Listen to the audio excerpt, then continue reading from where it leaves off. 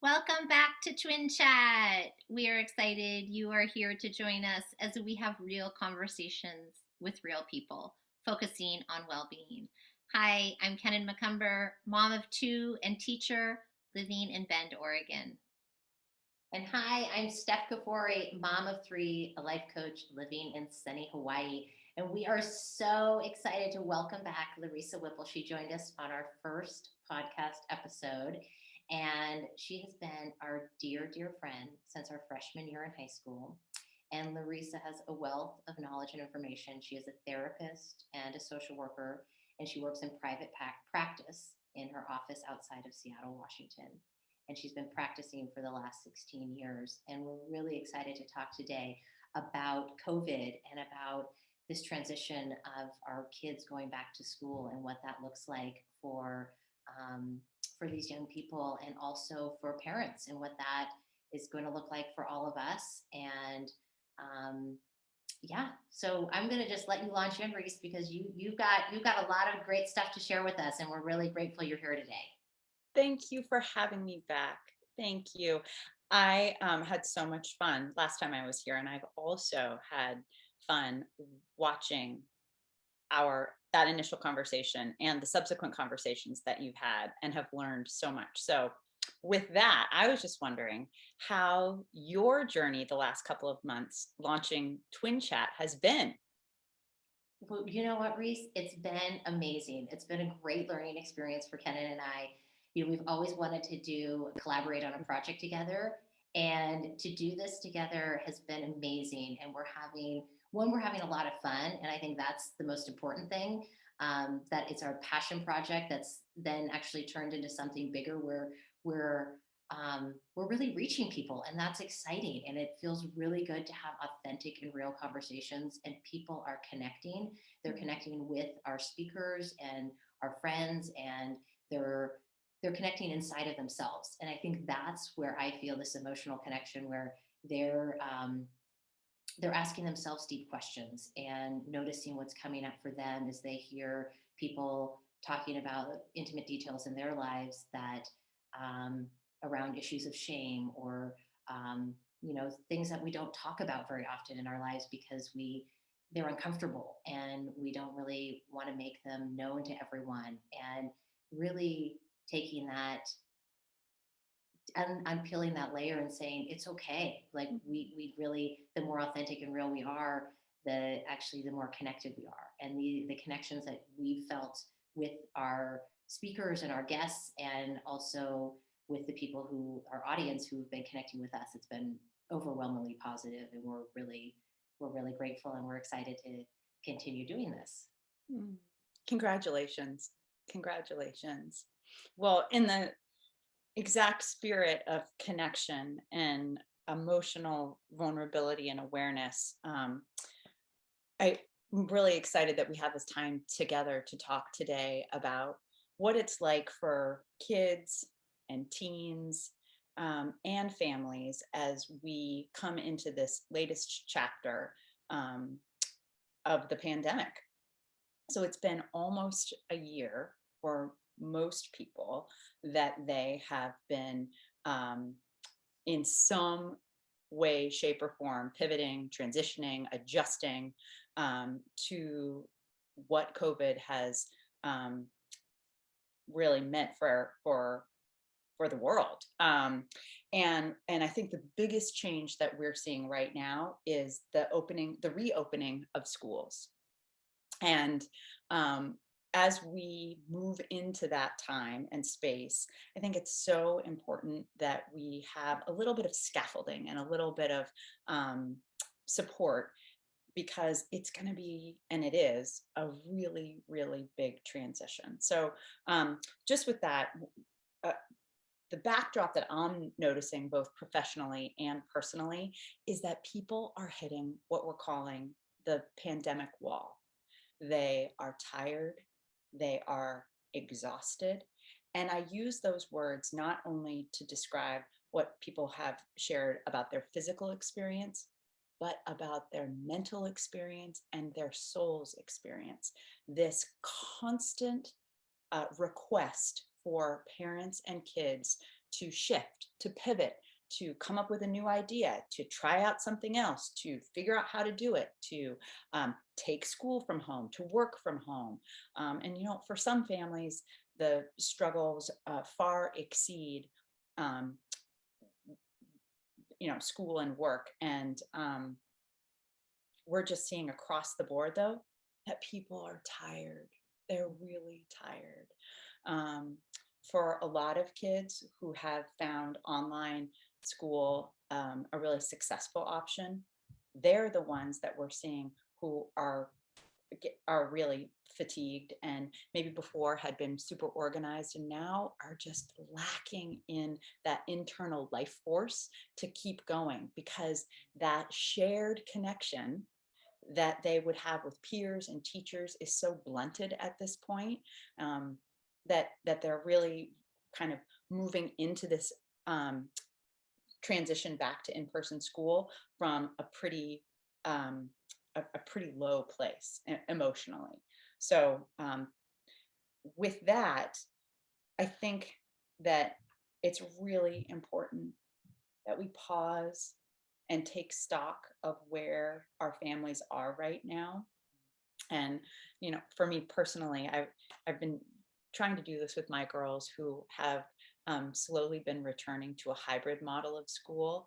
And there's a lot of feelings that come up for kids in preparation for that transition, and then even while they're in it. Um, so, Kenan, are you seeing anything kind of similar or in the same?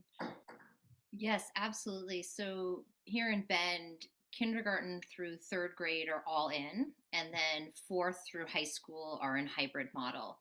And so being in a fifth grade teacher, we're of course in hybrid. And I definitely, there was such mixed emotions for, well, not only teachers going back into the classroom before being fully vaccinated, but for families and children. And for me, the number one thing that I did was just to really, as you mentioned, acknowledging the feeling and saying, hey, today this is how you might be feeling, and tomorrow it might be different, or next day I see you, but even tomorrow, the next day at home for them, because there is, it is a big transition for students when they don't get to come 5 days a week. Mm. And so there's that mental shift, there's that physical shift of either being at home or back in the classroom, but also where I have to now pivot in my thinking of, not only do I have everything that I need for school, am I ready to socialize Mhm. and be part of a classroom community? And how do I navigate that? And it has been, one thing that I really made a point of is that when we came back that first day, it was like, although we have been learning together for a full semester online, this is like the first day of school. And Mm. so what does that look like? What does that feel like? And we are wearing masks. I like to call it socially distant or physically distancing instead of social distancing, because I still want to really emphasize that it's important to socialize. We need that connection to each other, but we do need to maintain a 6 feet distance and 6 foot distance. And so, but that kind of preparing, you almost can't prepare for it, but you can be in the moment with them and acknowledge the present awareness of where they are and the feelings. And again, it's okay, whatever it is.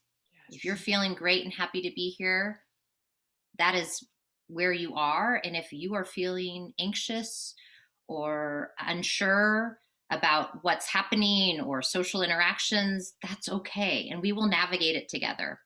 Mm. I love that, Kenan.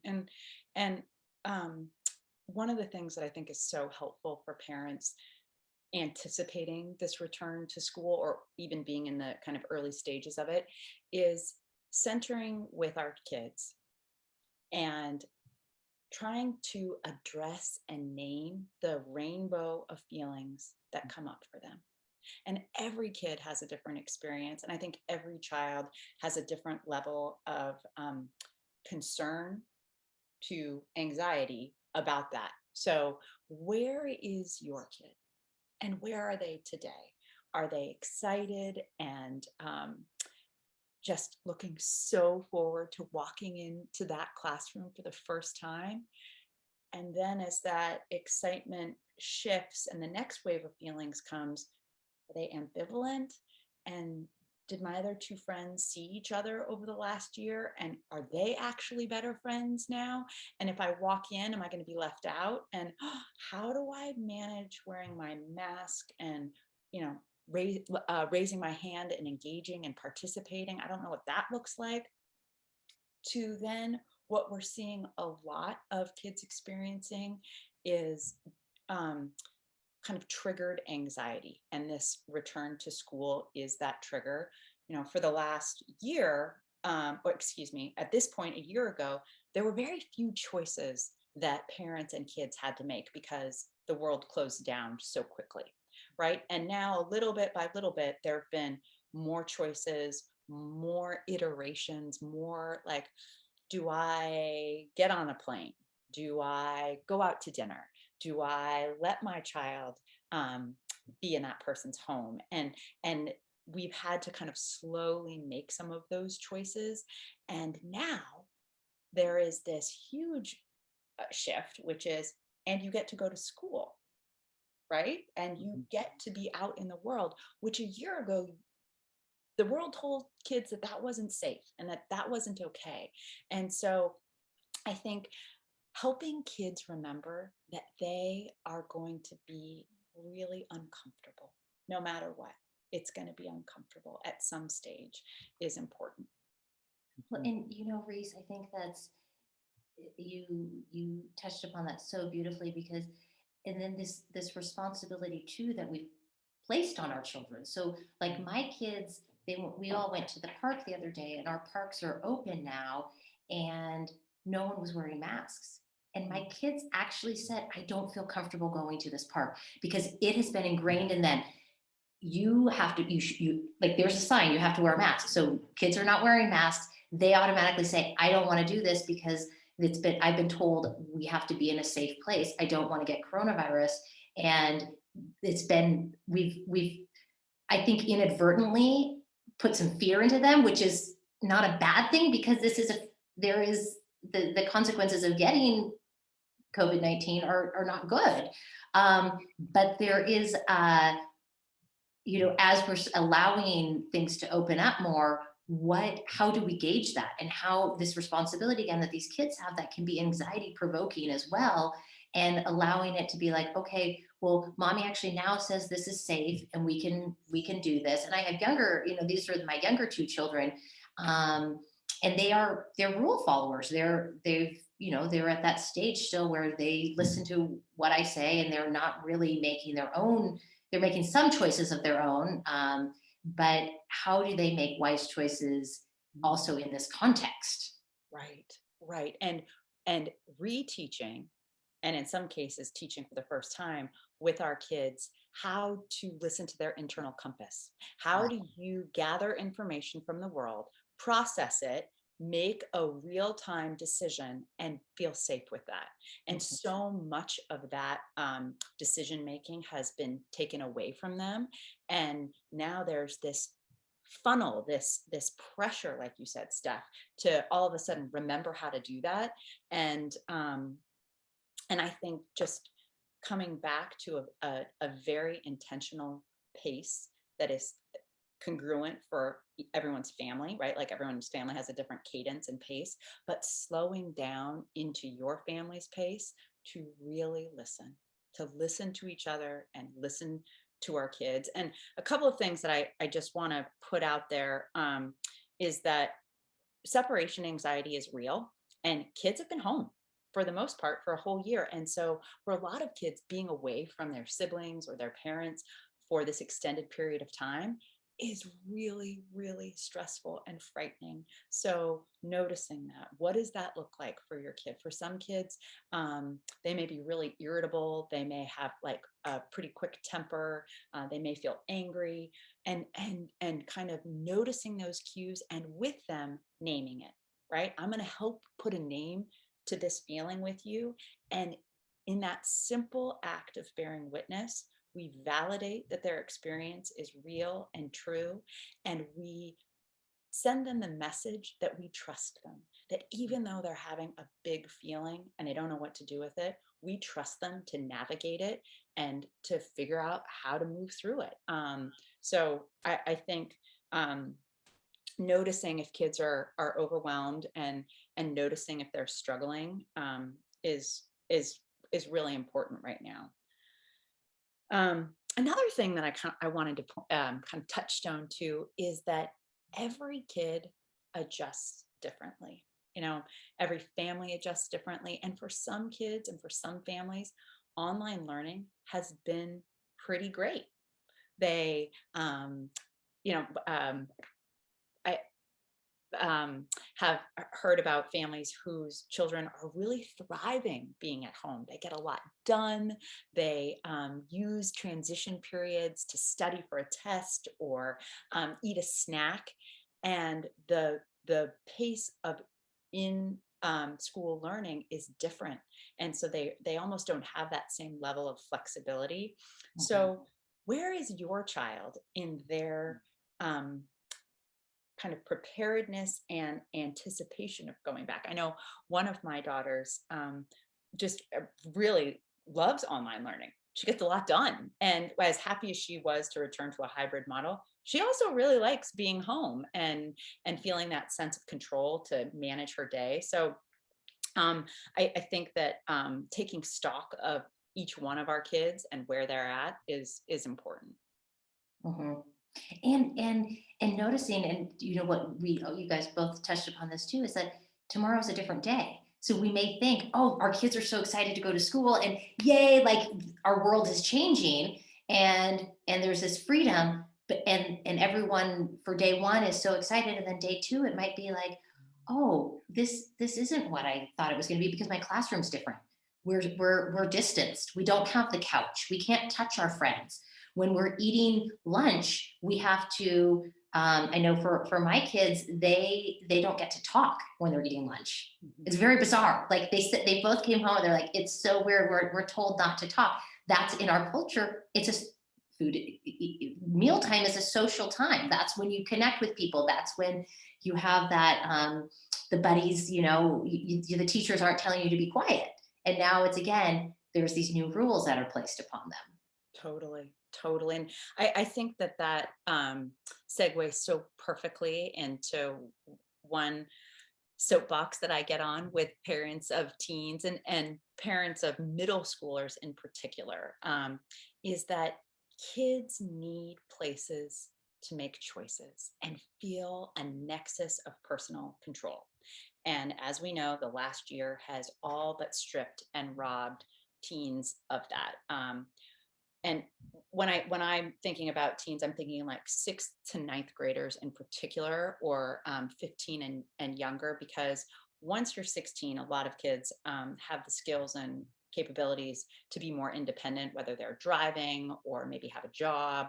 But when you're 15 and you don't have a lot of flexibility in terms of when you get to see a friend or when you get to meet up with someone or be connected at this developmentally vital time in your life when that is like what you need. um, it's really, really hard. So I want to encourage us as parents to support our kids in having spaces and places where they get to make decisions, even if they're small. I like to share with some parents, if you can leave your kids at home for a little while and let them be by themselves in their home, to turn the music up or just be in their own space without some of the expectations that we as parents can put on them, of course safely and thoughtfully, but where can we get creative with our kids to help them feel like they have a sense of control as they go back to school? So, you know, kind of talking through the new protocols that are in place. What is it going to look like and feel like to be 6 feet apart? What's it going to look like and feel like, maybe to ride the bus in this new way and eat lunch in this new way? And where in your day can you feel like you are not just simply like in the lane, right? Like walking and participating in this very thoughtful scaffolding that's in place, but that you get to, I don't know, maybe send a note to a friend, or pack your lunch with the foods that you want, and set your alarm, right? Like maybe that any places of independence and separateness that kids can harness for themselves, I think is really important. I love that. I think that is essential. Kenny, you were going to say something. I think I No, I was just going to chime in to say that I love that, Reese, because I think when we're in a hybrid model too, when each day looks different, that can be discombobulating for a child. And so it's one of those things where, we always talk about lists and having charts and, okay, what day is it? And what do we need to do? But also having those special things that you said, special things for the lunch, or that connection to know that a parent is hearing you and that you are a valued member of your family, to know that. And I think too, for a parent, that sometimes I've heard parents feel they have been ridden with anxiety because their child may have had a tough morning. There may have been tears, there was anxiety about leaving, and the parent is a wreck for the rest of the day. And my advice to that would be to shoot a quick email to the teacher to say, hey, I just wanted to let you know we had a bit of a rough morning. And I'm not all teachers can respond to emails, of course, during the day, but I always have a quick chance to chat, to look during a prep period or lunch, so that I can ease the anxiety of a parent to just say, everything's fine. They're great. Because often we don't see it. Kids hold so much together at school. And so it is also one of those things where they're safe and the release happens at home, whether that's before school or after school. But for the most part, a teacher would let a parent know if there were issues at school, but that can be so difficult on that parental level of knowing, holding on to that all day, the stress and anxiety the parent feels because of the child's reaction that morning or the night before. So just really, I go back to always the communication between home and school is key. And it's really number one to the success of a child. So as much communication as you can have with the teacher to know where your family is, what's happening, can really be helpful on all ends. Yeah. Parents, child, student, teacher. So I just wanted to throw that in there too. Totally. Well, and I think too, Kenan, one thing that's very important, and Reese, I know you have a lot of insight into this, but as parents too, it's not just we're going through a huge change, and with how we react, in these situations too, and having grace and compassion for ourselves, and allowing that we're not going to be perfect, and because we don't expect our kids to be perfect, but we are not going to either, and that there is high anxiety, and we want everyone to be safe, and we want the experience to be positive. And when it's not positive, like not, just allowing the kids to be with that, because that's part of the resiliency too that we're trying to teach our children, is that it's not always going to be okay and great, and you're not always going to be happy, and that's not actually the goal, is that they're always happy, right? So Reese, I'd love for you to speak more to that. Oh, that word grace, I think, is pervasive in this time, and just illuminates our need for it every day, right? Knowing that we can give and receive grace every day. Just kind of piggybacking for a moment on the executive functioning skills that are being asked and needed from our kids and from ourselves. And like you said, Kenan, that shift every day, right? Like one day I'm home, the next day I'm in person, the next day that I'm in person, I have a different schedule, right? Like it's constantly changing, and just being with that.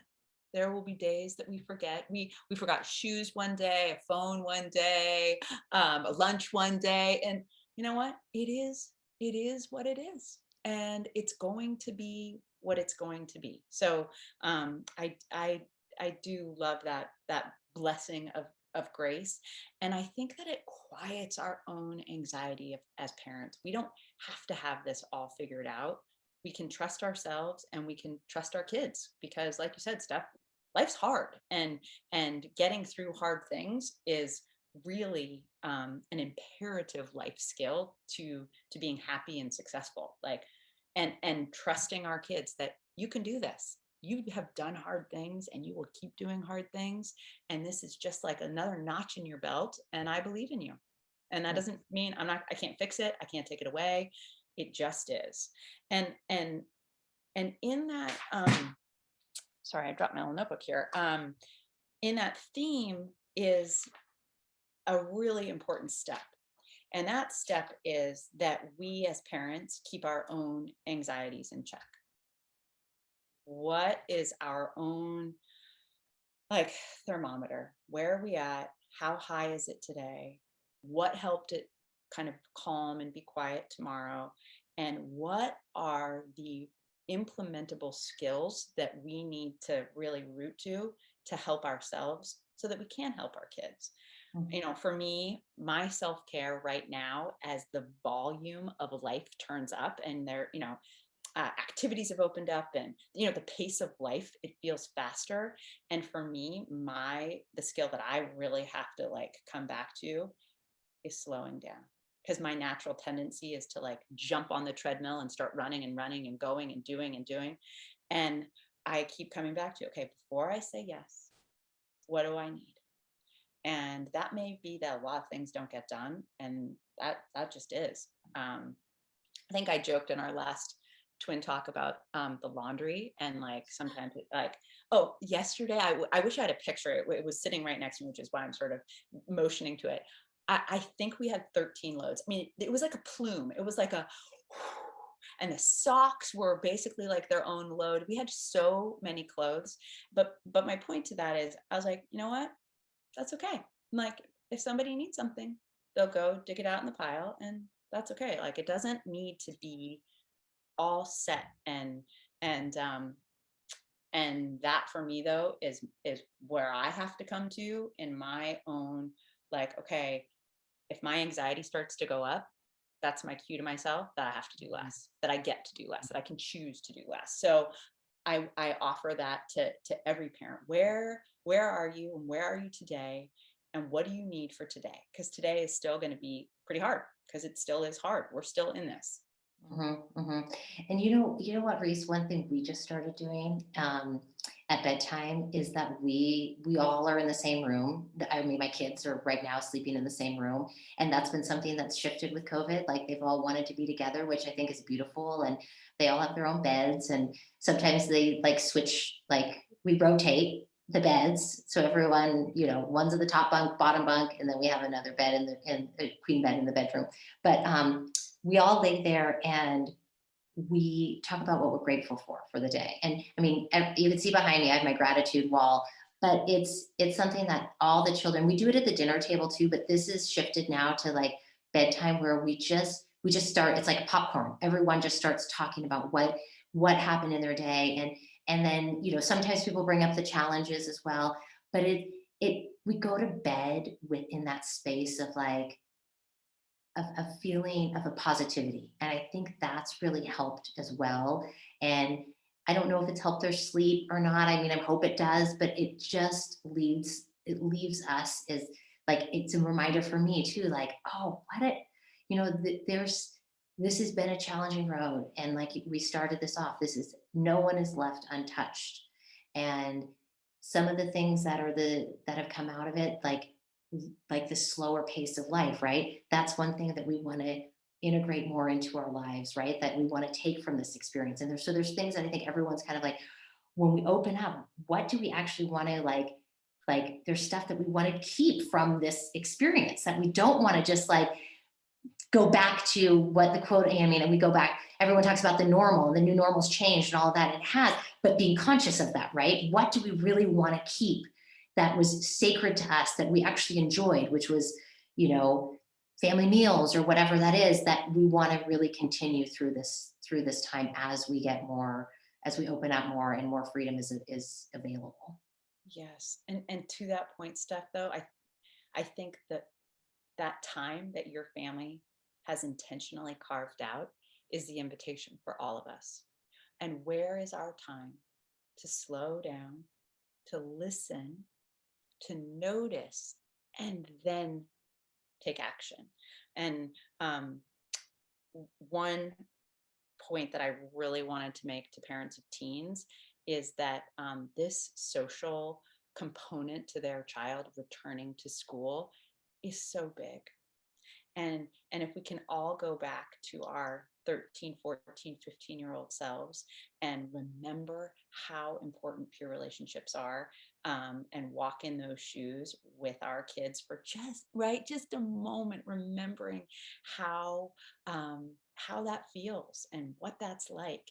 And if there is the opportunity and possibility to schedule a few small group gatherings with your kid or for your kid before school starts or as school resumes, so that they have a friendship kind of touchpad or